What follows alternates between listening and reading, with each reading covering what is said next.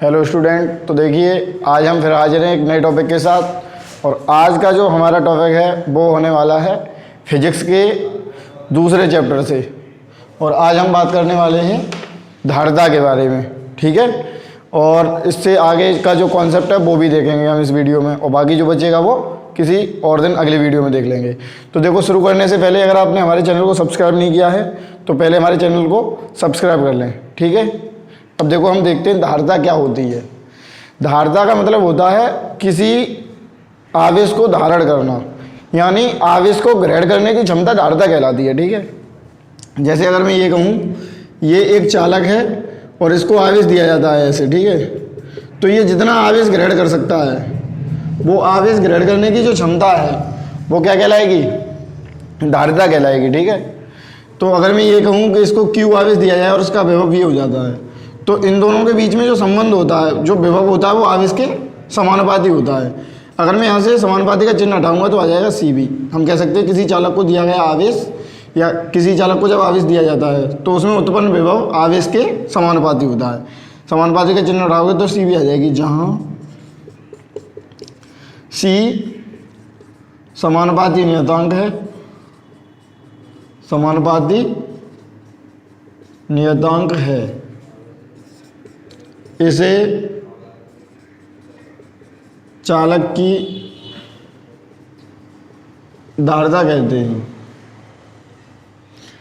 अब अगर C बराबर लिखना चाहें तो Q/V हो जाएगा।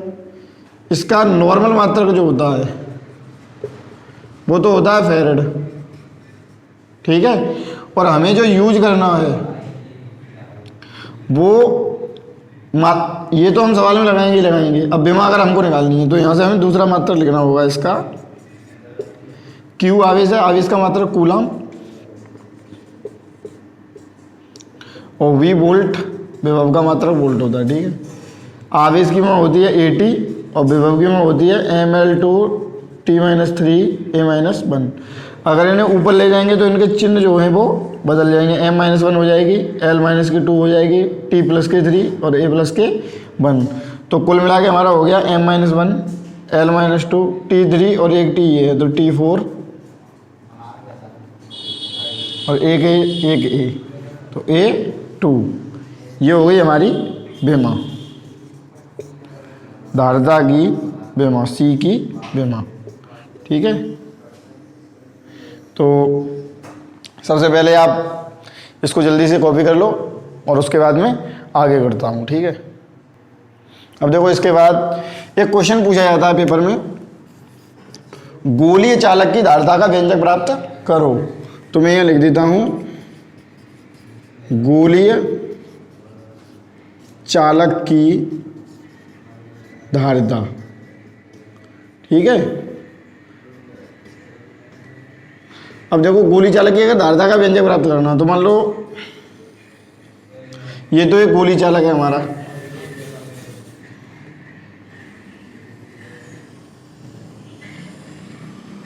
ये हो गया गोली चालक, और इस पर एक समान रूप से प्लस आवेश या +Q आवेश वितरित है, ठीक है। अब +Q आवेश वितरित है इस पर। तो देखो, इसमें जो अब ये मान लो केंद्र से खींचा है मैंने, ठीक है। ये वैद्युत बल रेखाएं धनावेश के लिए बाहर की ओर होती हैं, ओके। इसकी त्रिज्या जो है वो कैपिटल R है, ठीक। तो इसका मतलब ये हो गया, अगर इसको लिखना है हमें तो हम कैसे लिखेंगे वो मैं बताता हूँ। तो देखिए, तो देखो, अब इसकी थ्योरी हम कैसे लिखेंगे। माना R त्रिज्या का एक गोली चालक है, ठीक है, जिसके पृष्ठ पर +Q आवेश एक समान रूप से वितरित है। इसकी धारिता ज्ञात करनी है। अब देखो, यहाँ से आगे क्या लिखेंगे, इसमें एक पॉइंट है डेरिवेशन करने में, वो पॉइंट ये है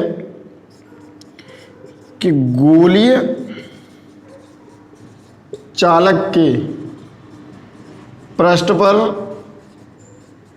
उपस्थित आवेश को उसके केंद्र पर उपस्थित माना जा सकता है। ठीक है, अब देखो इसका मतलब हो गया गोली को उसके पृष्ठ पे जो आवेश उपस्थित होगा उसे कहाँ माना जाएगा, केंद्र पर उपस्थित माना जा सकता है। तब गोलीय कोश के या गोली चालक के, ठीक है, गोली कोश के पृष्ठ पर उत्पन्न विभव। अब देखो विभव का जो सूत्र होता है वो आता है हमारा 1/4πε0 Q/R। ठीक है, अब हम क्या करेंगे, ये हमारा हो गया समीकरण 1, हमें निकालनी है धारिता। तो यहाँ लिख देंगे अब हम चालक की धारिता। अब चालक की धारिता का सूत्र मैंने अभी लिखवाया था ऊपर, C = Q/V। इसके बाद क्या करेंगे हम, समीकरण 1 से V का मान रखने पर, तो देखो समीकरण 1 से जब हम V का मान रखेंगे यहाँ, तो C बराबर आ जाएगा Q/1/4πε0 V की जगह पे, और Q/R। Q से Q कट गया, ये पहुंच जाएगा ऊपर 4πε0R। ये आ गया हमारा आंसर। अगर बाई चांस इसमें ये दे दे परावैद्युतांक अगर है, जैसे कोई के परावैद्युतांक के माध्यम में रख दो, मान लो इसे, ये जो गोला है इसको के परावैद्युतांक के माध्यम में रख दें। ठीक है, अगर रख देंगे इसे तो क्या होगा, C के बराबर लिख देंगे 4πε0 KR। कहने का मतलब ये है जो आंसर आएगा, जैसे अगर मैं ये कहूँ कि एक गोली चालक की धारिता 10 है और उसको रख दें हम के परावैद्युतांक के माध्यम में, तो के की वैल्यू दी जाएगी उसमें 10 या 20 50 जो दी जाए, तो जो धारिता होगी उसका के साथ गुणा कर देंगे जो के की वैल्यू दी होगी उसमें। ठीक है, अब देखो 4πε0R लिखा है, ये 1/4πε0 की जो वैल्यू होती है वो होती है 9×10⁹ अगर ये वाली संख्या मैं ऊपर ले जाऊं और यहाँ पे बट्टे में 1 मान लूँ, तो ये वाली संख्या नीचे आ जाएगी, ये वाली ऊपर हो जाएगी। तो देखो 4πε0/1 लिख दो और इस वाली को लिख दो 1/9×10⁹।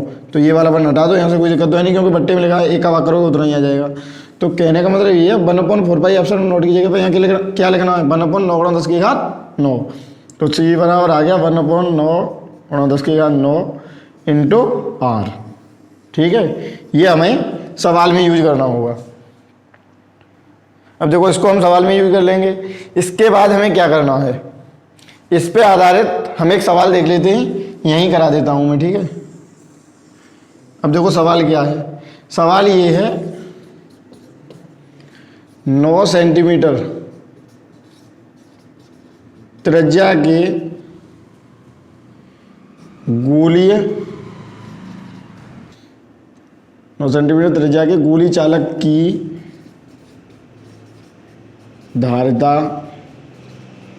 ज्ञात करो। ठीक है, ये क्वेश्चन कई बार पूछा गया है। इसमें हमें करना क्या है, देखो त्रिज्या दी है हमें 9 सेंटीमीटर, तो 9×10⁻, त्रिज्या 9 सेंटीमीटर है और सेंटीमीटर को मीटर में बदलेंगे 10⁻² से गुणा कर देंगे, तो ये आ गया हमारा आर की वैल्यू। C बराबर क्वेश्चन मार्क का सूत्र होता है C बराबर 4πε0R। अब इसकी वैल्यू कितनी होती है 1/9×10⁹ और R की वैल्यू कितनी है 9×10⁻²। तो 9 से तो 9 कट गया, अब -9 को अगर प्लस के 9 है ऊपर ले जाओगे तो माइनस के 9 हो जाएंगे, और -2 ऑलरेडी ऊपर हैं, तो टोटल हो गया 10⁻11 फैरेड। इतना तो फैरेड में आ गया आंसर। अगर मैं इसको ये लिख दूँ, इसमें 10 का गुणा कर दूँ, ठीक है, तो यहाँ पे एक घात और बढ़ जाएगी माइनस की, तो 12 हो जाएंगी, फिर ये फैरेड ही रहेगा। लेकिन यहाँ 12 क्यों की, वैसे इतना आंसर सही है लेकिन हमने 12 इसलिए कर ली 10, और अगर इसको हटाओगे 12 को तो आ जाएगा पिको फैरेड, तो इसको हम पिको फैरेड में भी बदल सकते हैं, या तो 10⁻11 फैरेड या 10 पिको फैरेड। ठीक है, इसका मतलब हो गया हमारा ये। अगर बाई चांस मैं ये कह दूं कि यही 9 सेंटीमीटर त्रिज्या का जो चालक है वो जल में रखा है, तब धारिता कितनी होगी? तो इसके लिए हमें कुछ नहीं करना होगा, जल का परावैद्युतांक होता है 80। अब धारिता अगर पूछी है सी के, तो उसमें क्या कर देंगे हम, जो सी दी होगी उसमें के का गुणा कर देंगे। तो सी की वैल्यू कितनी है 10, और के का गुणा करेंगे इसमें 80 का, तो कितना आ जाएगा हमारा 800 आ जाएगा पिकोफैरेड में। तो इसका आंसर हो जाएगा हमारा ये। अगर आप चाहें तो केवल यहाँ तक कर सकते हैं। अगर आपको दशमलव घटाने में या जीरो घटाने बढ़ाने में जानकारी है तो आप 10 पिकोफैरेड तक कर सकते हैं। कहने का मतलब ये है ये जो 10 की पावर -11 है, अगर कहीं लिखा है 10 की पावर -11 लिखा है मान लो, तो अगर मैं इसमें 10 का गुणा कर दूं और 10 की पावर -1 का गुणा कर दूं, 1 + 1, तो प्लस की तो लिखने की जरूरत नहीं है। तो ये तो 10 आगे लिख दिए मैंने, और -11 -1 कितनी हो जाएंगी, -12। तो इसलिए हम इसको ये भी लिख सकते हैं, क्योंकि इसकी घात 1 मान लो तो तुरंत 10 की पावर -11 आ जाएगा फिर भी। तो ये हम ऐसे लिख सकते हैं इसको, ठीक है। अब देखो एक सवाल मैं आप लोगों को देता हूँ, आप घर से करने की उसको कोशिश करना। अगर मैं यहाँ सवाल लिख दूँ, नॉर्मल केवल वैल्यू बता देता हूँ और डिस्क्रिप्शन में उस सवाल को लिख दूंगा, वहाँ से देख लेना आप। पृथ्वी गोली कोष है, इसकी धारिता ज्ञात करो। दोबारा रिपीट करता हूँ, पृथ्वी गोली कोष है, इसकी धारिता ज्ञात करो। और पृथ्वी की जो नीचे त्रिज्या लिख के दे दी है 6400 किलोमीटर, ये नीचे सवाल में लिख के दिया है पृथ्वी की त्रिज्या कितनी है, 6400 किलोमीटर। अब इस सवाल का आपको आंसर निकाल के, जो मैंने सवाल बोला है वो डिस्क्रिप्शन में भी मिल जाएगा नीचे, इसका आंसर निकाल के आपको कमेंट में मुझे बताना है। और एक चीज़ मैं आपको क्लियर कर दूं, अभी ये जो 9 किलोमीटर दी है इसको मीटर में बदल लेंगे, और जब किलोमीटर को मीटर में बदलेंगे तो 1000 का गुणा कर देंगे। अब जो आपका आंसर आए वो आंसर आप कमेंट में बता देना, ठीक है। आज के लिए इतना ही, और आज हम अपनी वीडियो को यहीं पर समाप्त करते हैं। और यदि आपने हमारे चैनल को सब्सक्राइब नहीं किया है तो ऐसे ही ढेर सारे इंपोर्टेंट क्वेश्चन बोर्ड के लिए देखने के लिए हमारे चैनल को सब्सक्राइब कर लें। धन्यवाद।